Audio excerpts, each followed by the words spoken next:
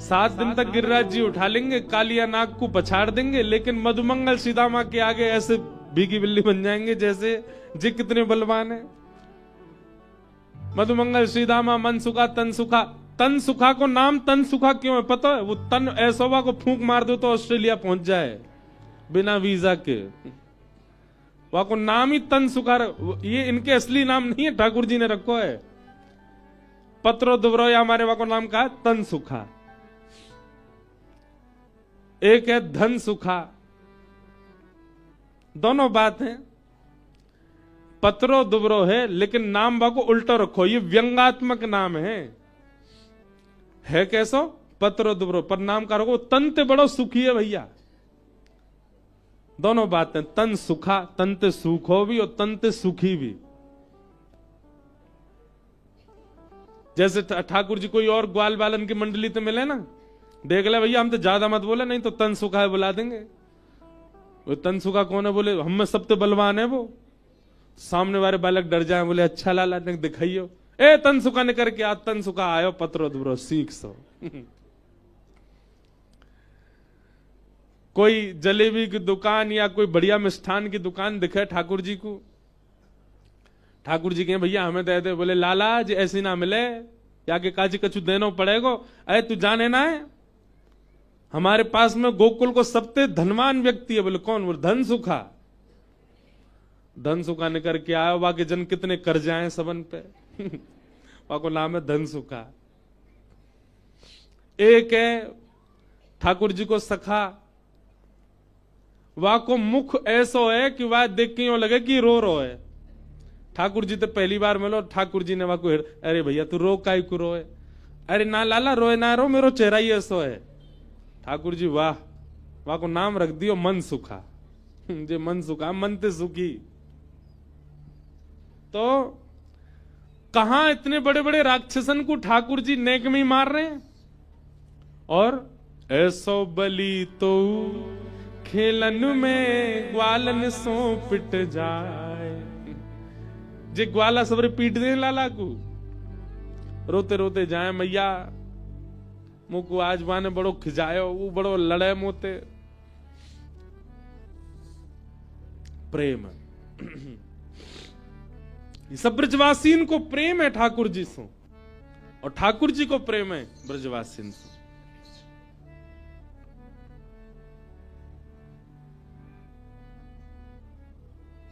प्रेम में प्रभुता छुपाई जाती है। तो गिरिराज जी धारण किए, ब्रजवासी सब बोले लाला तुमको सांची बतानो पड़ो, कैसे उठाए तेने?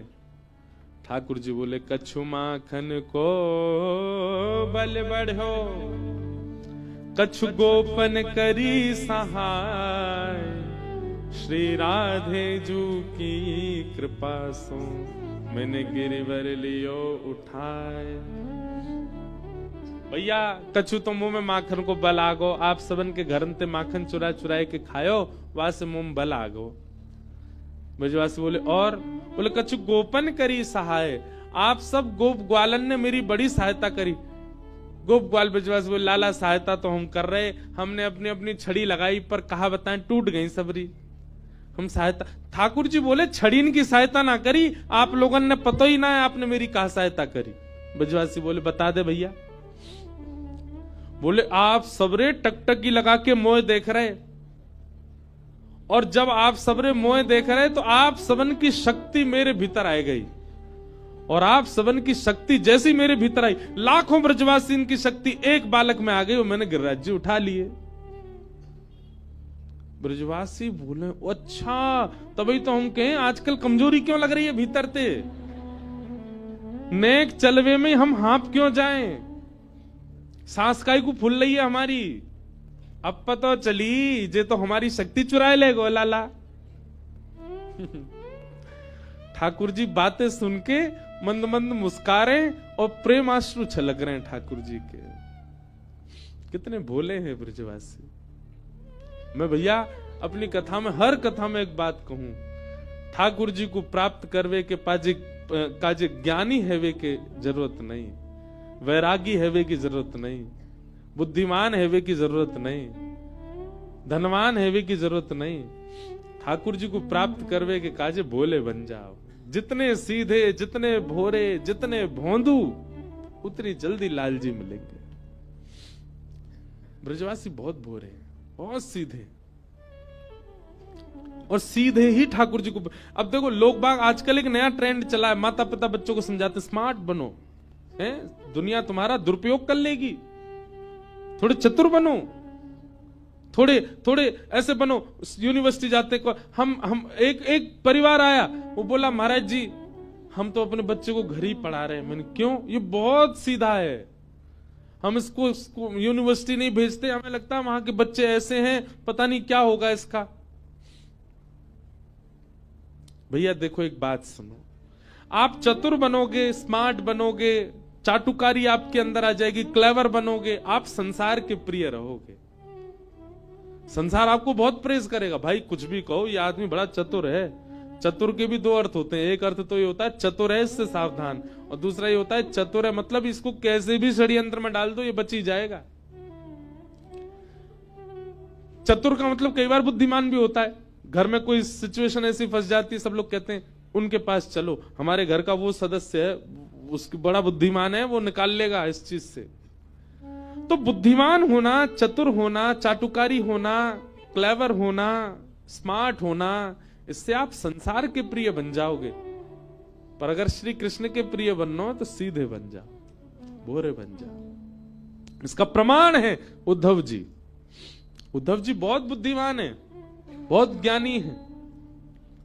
वृष्णीनाम प्रवरो मंत्री कृष्णस्य दैत सखा शिष्यो बृहस्पति साक्षात उद्धवो बुद्धि सत्तम। बहुत ज्ञानी है उद्धव, पर ठाकुर जी ने ब्रज भेजा उद्धव को। क्यों? प्रेमी बन के आया, सीधा बन के आया, भोला बन के आया, तब द्वारिका लीला में उद्धव को साथ रखा भगवान ने। तो आपके मन में यदि इच्छा है दुनिया प्रेज करे, मैं सबका प्रिय बनूं, चतुर बनूं, खूब क्लेवर बनूं, पर आपके मन में इच्छा अगर एक ही है कि ठाकुर जी रीझ जाए, मैं श्याम सुंदर से मिलना है, वो उनका मैं सखा बन जाऊं, उनका मैं मित्र बन जाऊं, उनसे मेरा कोई संबंध हो जाए, तो सीधे बन जाओ, सीधे हो जाओ।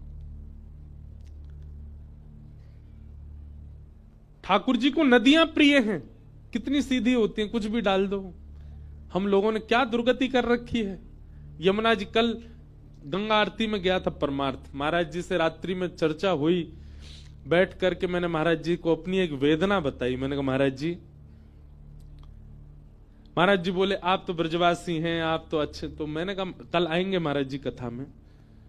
तो मैंने महाराज जी से कहा महाराज जी ब्रजवासी हैं, ब्रज में जन्म हुआ है, पर पिछले 10 सालों से मैंने भी यमुना जी का आचमन नहीं किया, हम कर ही नहीं सकते, ऐसा स्वरूप हो गया यमुना जी का।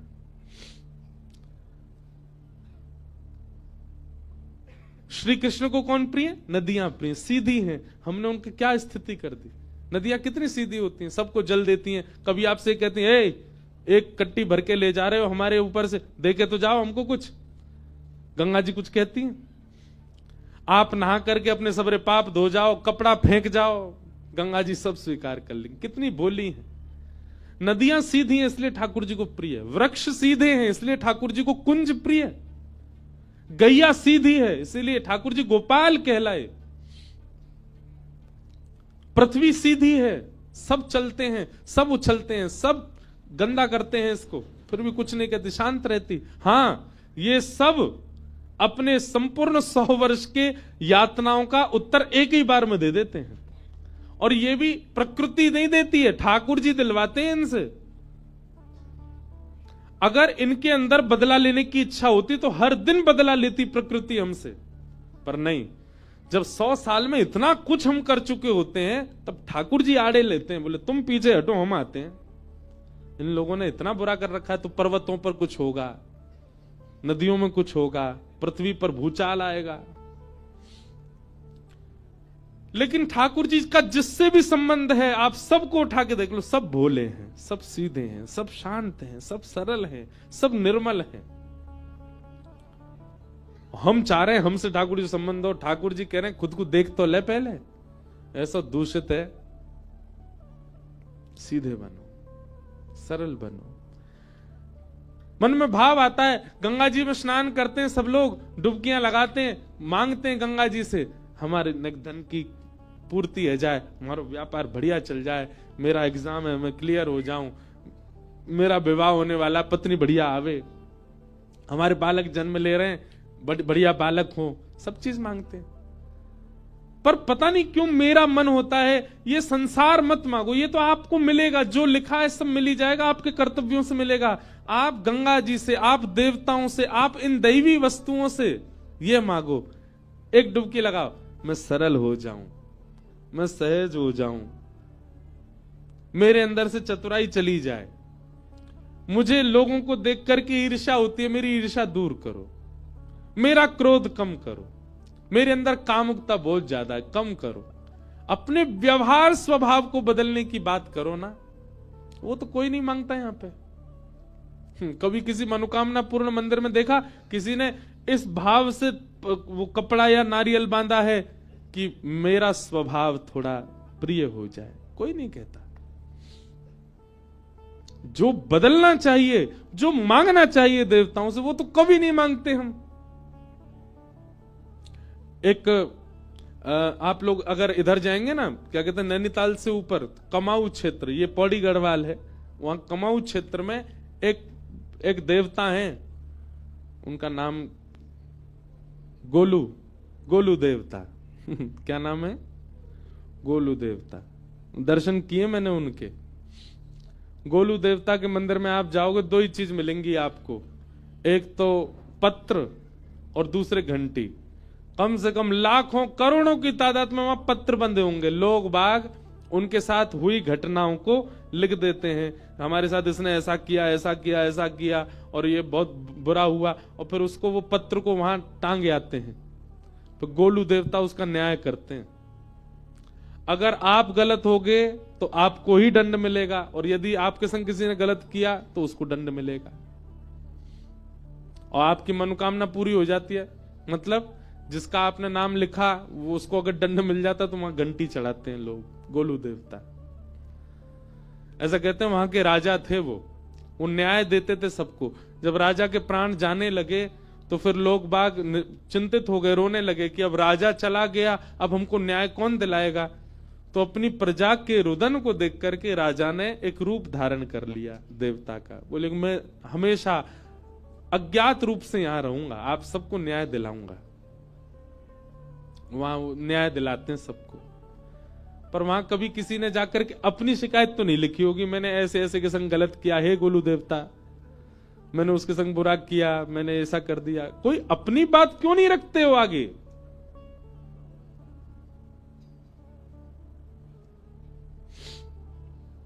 सीधे बन जाओ।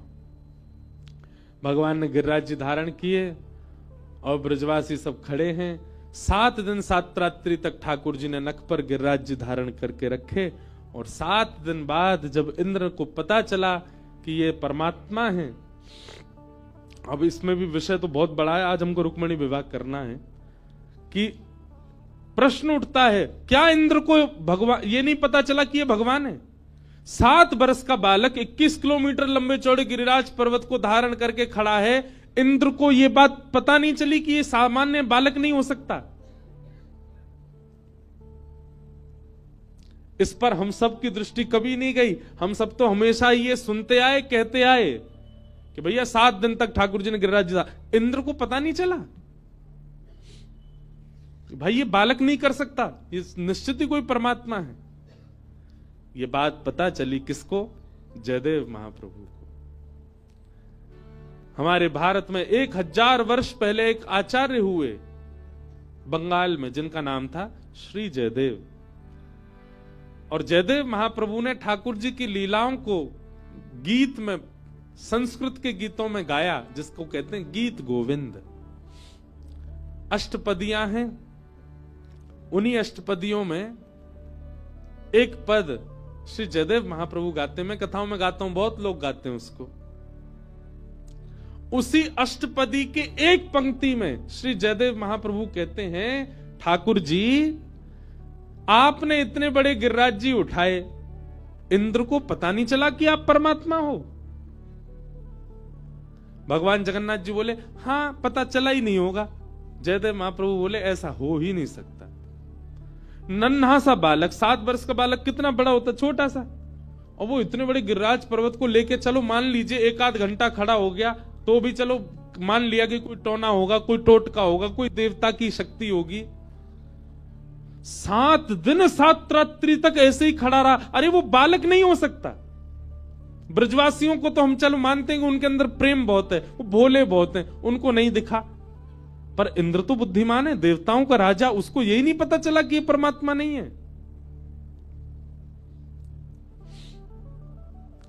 भगवान बोले, इंद्र को पता ही नहीं चला होगा। जयदेव महाप्रभु बोले, पर मुझे तो दाल में कुछ और काला लग रहा है, तो तुम्हें क्या लग रहा है?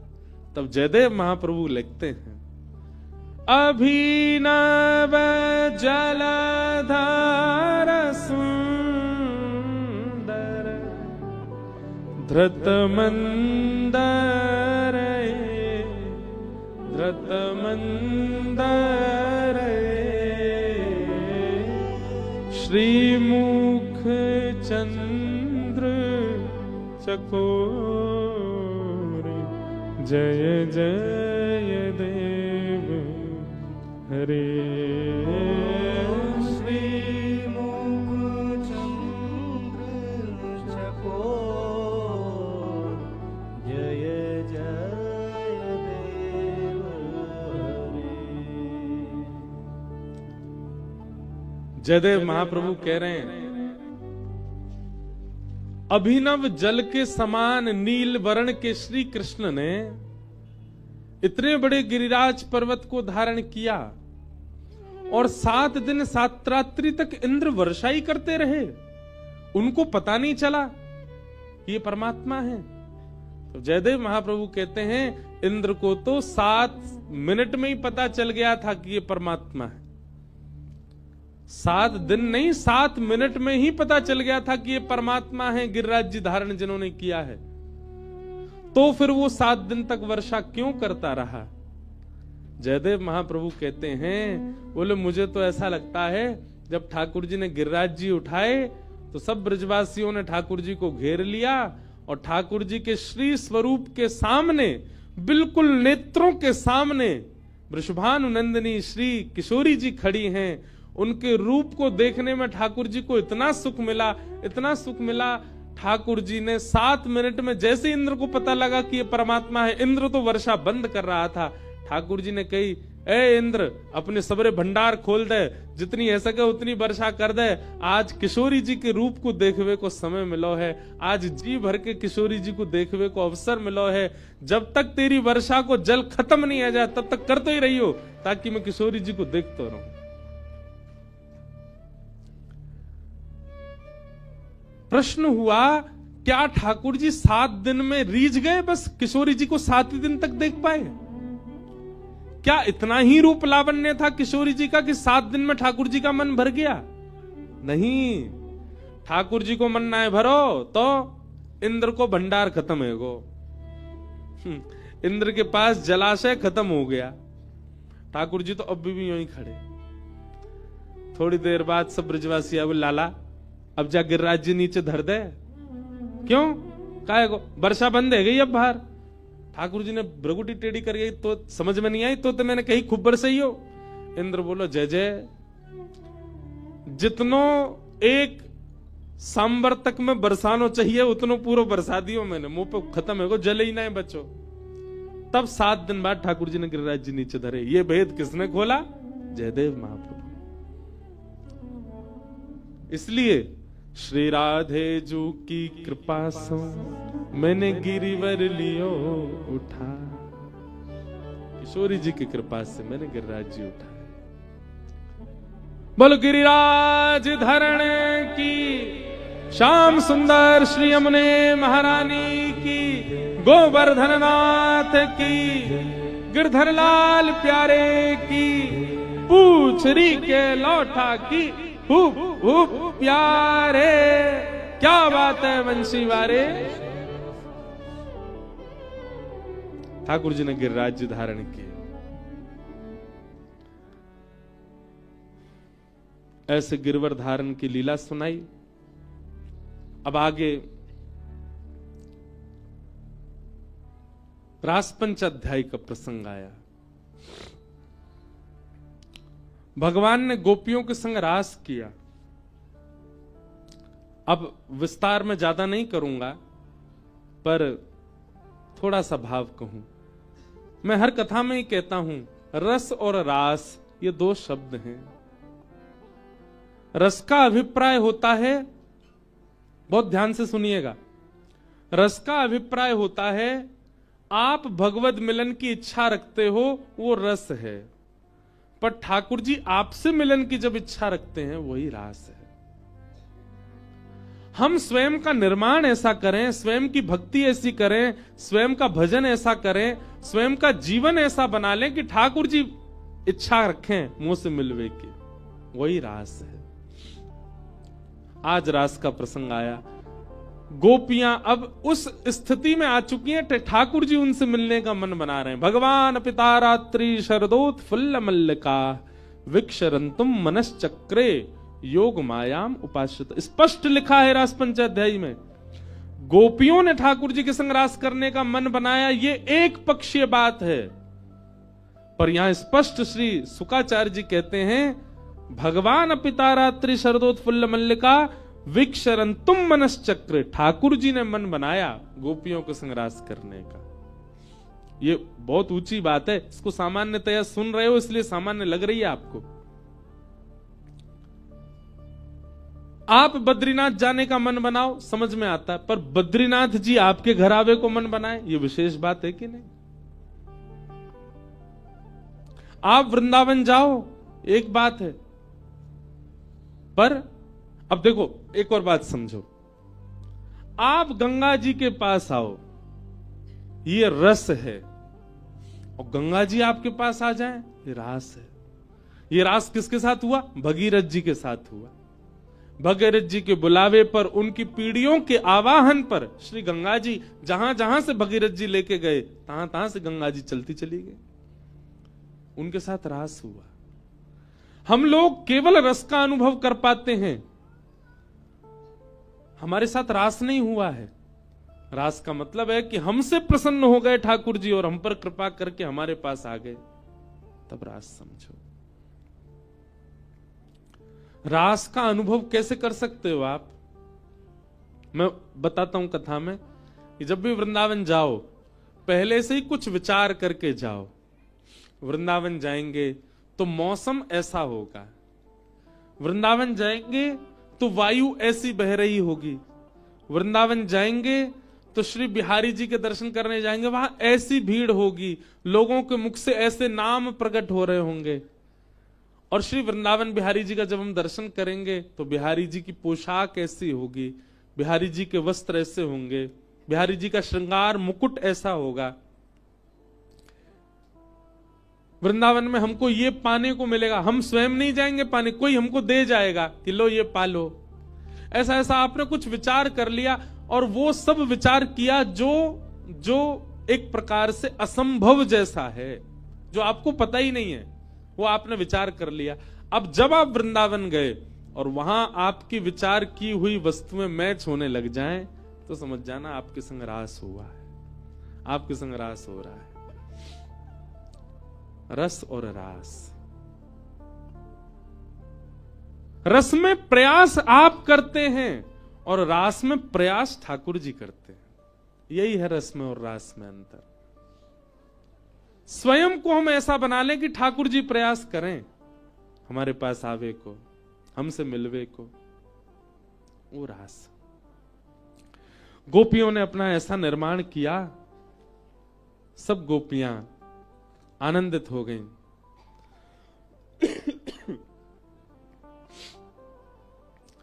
भगवान ने जैसी वंशी का नाद किया, कृष्ण प्रेम में उन्मुक्त गोपियों को वह स्वर सुनाई देने लगा।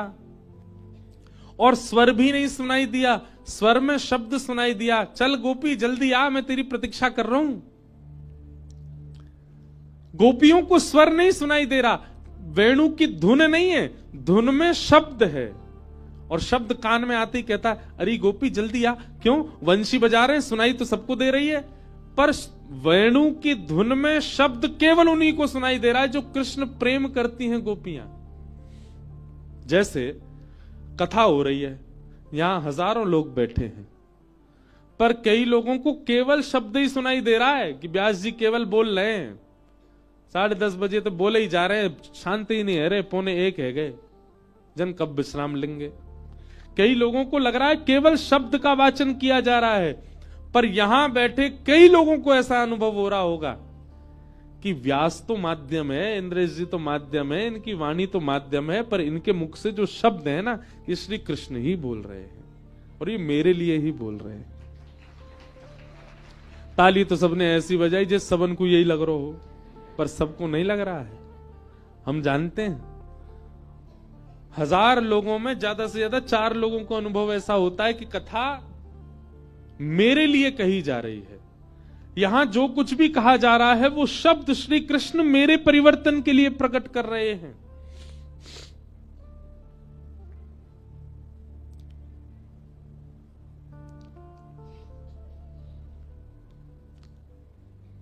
और जब ऐसा अनुभव होने लग जाए, व्यास तो माध्यम है, जैसे ये माइक माध्यम है मेरी बात को आप तक पहुंचाने का, ऐसे ही आपको मैं माइक लगूं और ये लगे ये पीछे जो खड़े बोल यही रहे हैं, समझ जाओ अब रास हो रहा है, अब रास का अनुभव है।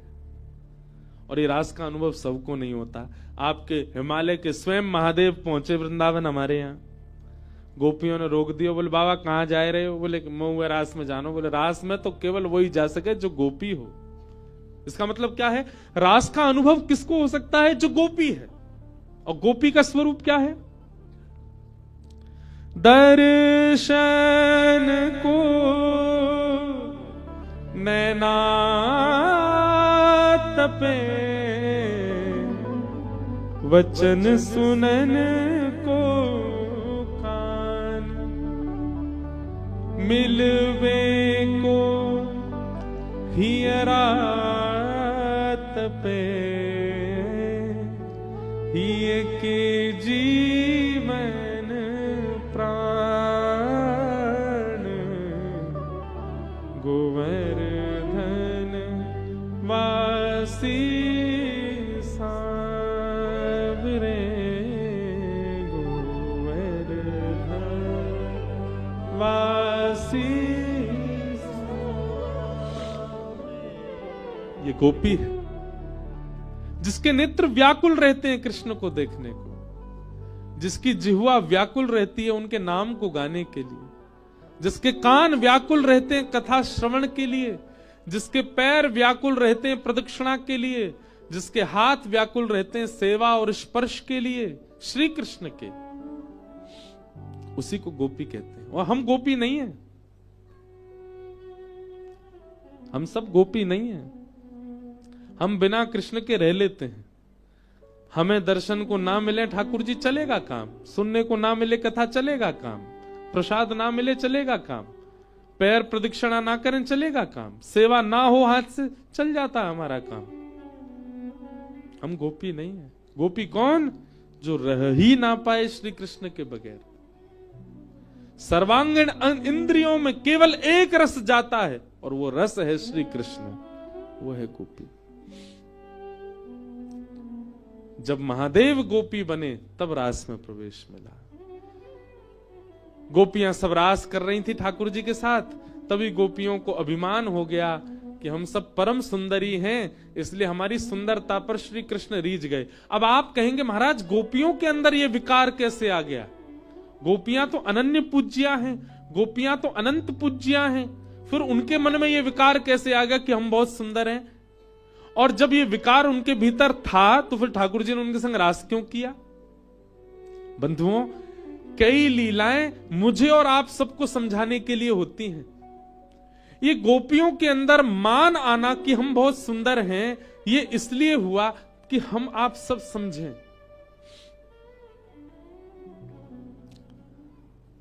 कई बार हमारी सेवा से हमारी इच्छा यह होती है कि ठाकुर जी प्रकट हो जाएं। मैं एक बात कथा में बता रहा था कि एक बार मैं और मेरे लाल जी, हम दोनों विदेश, अकेले मैं और लाल जी, और कोई नहीं। विदेश जाना हमको वैसे प्रिय नहीं, पर इसलिए प्रिय क्योंकि मैं और लाल जी अकेले जाते हैं। सेवा बहुत बढ़ जाती है, पर हम ही करते हैं, हमारी गोद में ही बैठते हैं। अब यहां तो सब लोग हैं, सब सेवा करते हैं।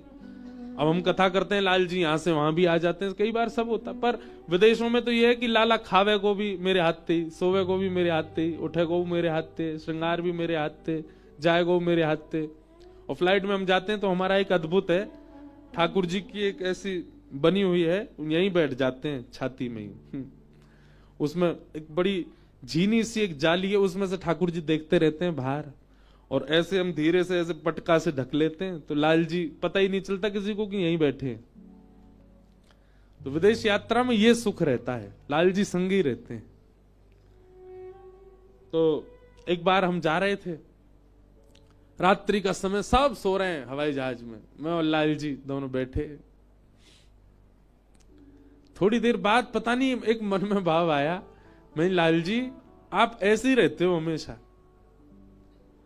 हाथ पांव दुख जाते होंगे आपके, या हाथ नीचे कर ले हो, और मैं कोई तो ना कहूंगा, चिंता मत करो, मैं कोई ना बताऊंगा। आज तो कोई देख भी ना रहो आपको, मैंने इतनी सेवा करी आपकी, न एक तो प्रसन्नता दिखाए दो कि आपने हाथ नीचे कर लिया, फिर ऊपर कर लियो, एक क्षण नीचे करके फिर ऊपर कर लियो, बिल्कुल सहज हो जाओ।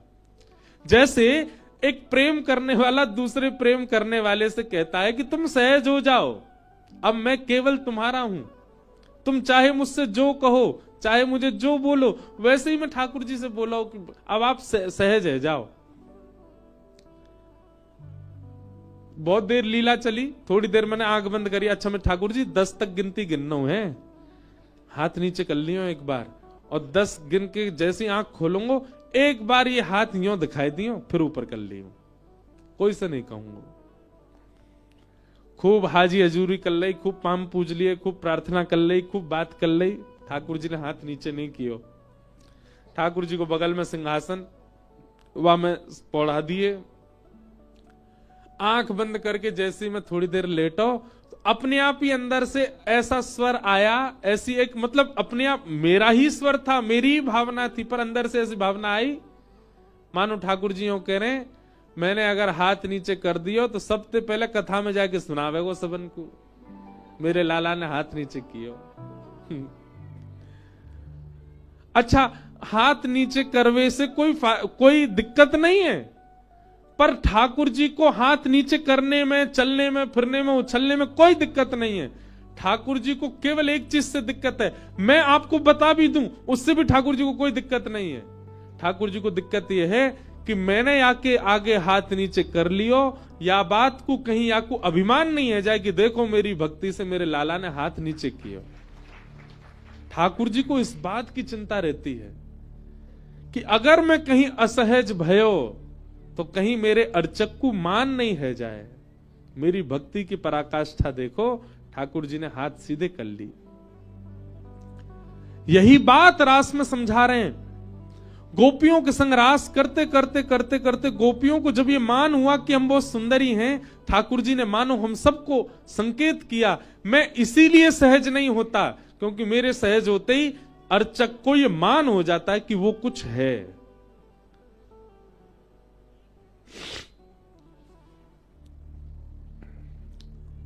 और मैं कुछ हूं, ये मान सबसे बड़ी बाधा है भक्ति में, इसलिए ठाकुर जी सहज नहीं होते। अब आप पूछेंगे तो ये मान से कैसे बचा जाए? सदगुरु, यदि जीवन में सदगुरु होंगे और सदगुरु का आश्रय होगा तो आप सेवा में जाकर के भी मान नहीं करोगे।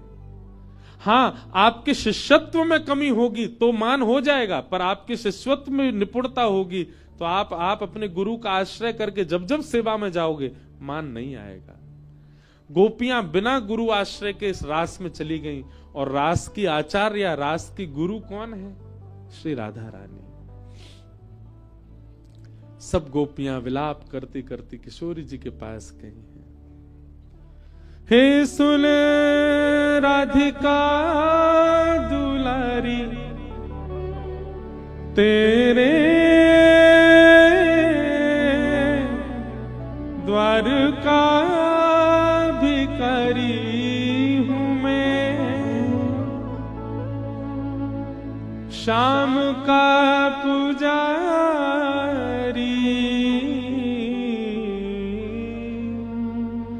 पीड़ा है हमारी हमें श्याम ना मिला, हमें श्याम ना मिला, हमें श्याम ना मिला, हमें श्याम ना मिला। हे सुन राधिका दुलारी, सुन राधिका दुलारी। ये भाव सबको प्रिय लगता है। गंगा जी के तट पर, यमुना तट पर किशोरी जी से प्रार्थना गोपियां कर रही हैं। हम गंगा तट पर प्रार्थना महादेव से करें, क्योंकि महादेव भी रास की एक गोपी हैं। हम भी प्रार्थना करें, और ये प्रार्थना नेत्र बंद करके हो, चित्त में श्यामा श्याम का स्मरण करके हो। सब लोग भाव से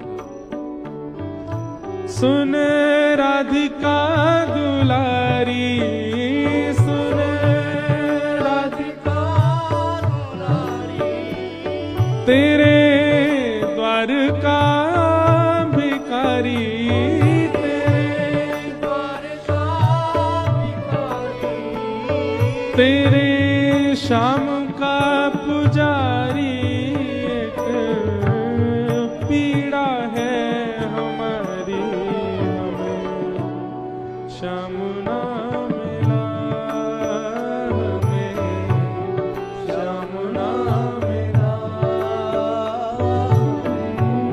श्याम ना मिला, हमें श्याम ना मिला, हमें श्याम ना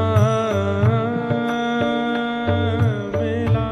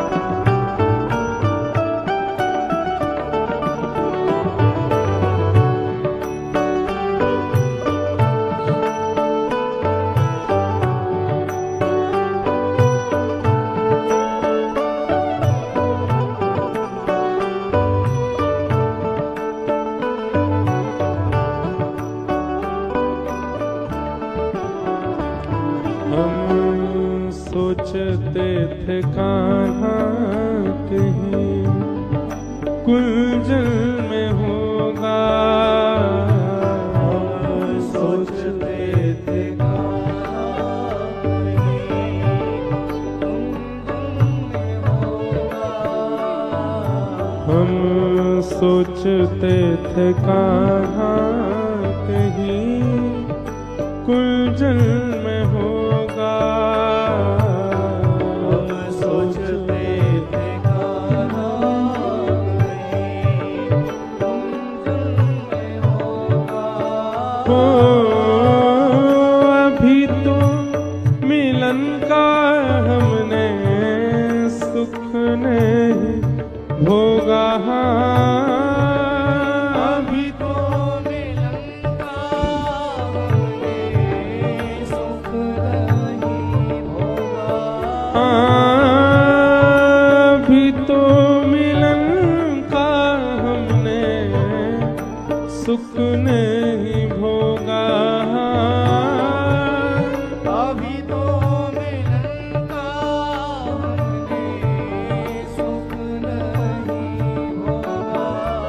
सुन के प्रेम की परिभाषा,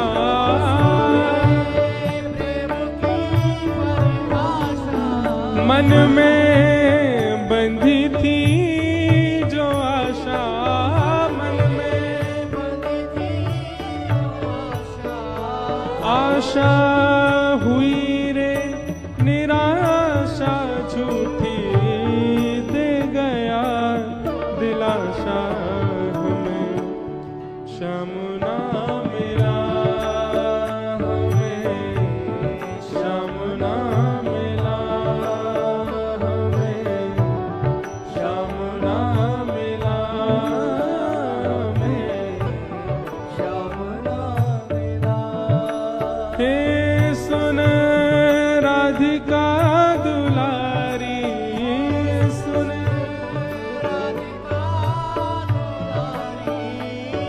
तेरे द्वार का भिखारी, तेरे द्वार का भिखारी, तेरे श्याम का पुजारी, एक पीड़ा है हमारी,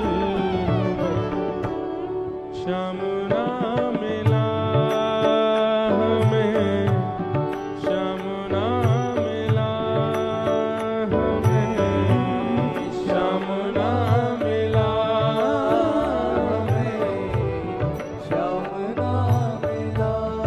ओ हमें श्याम ना मिला हमें, श्याम ना मिला हमें, श्याम ना मिला हमें, श्याम ना मिला।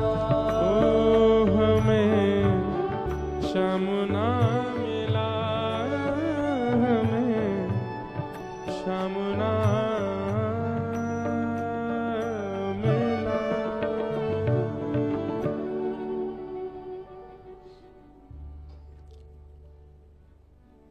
जब भी कभी सेवा में मान आता है ना बंधुओं, चाहे मुझे कथा करते समय ऐसा लगने लगे कि मैं कितना ज्ञान दे रहा हूं, आपको कथा सुनते सुनते ऐसा लगने लगे कि आप कितने भक्त हो, सेवा में कभी भी मान आए, मान आते ही अपने गुरुदेव का स्मरण करो। हमारे गुरु का भजन, गुरु का मंत्र, गुरु परंपरा उस मान को नष्ट करती है। गुरु का स्मरण हर समय करना चाहिए, पर जब मान आवे चित्त में, मान आने से ठाकुर जी तो दूर चले जाते हैं, तो उनका स्मरण कैसे करोगे? पर गुरु नहीं जाते, इसलिए गुरु स्मरण करो। गोपियों ने आचार्य गुरु स्वरूपा श्री किशोरी जी की शरण ली, और तब किशोरी जी की कृपा से गोपियों ने गोपी गीत गाया। जयति तेधिकम जन्मना ब्रज श्रयत इंदिरा सस्वदत्रिः दैत दृश्यता दीक्षुतावक स्त्वयि धृता सव स्वाम विचिन्वते।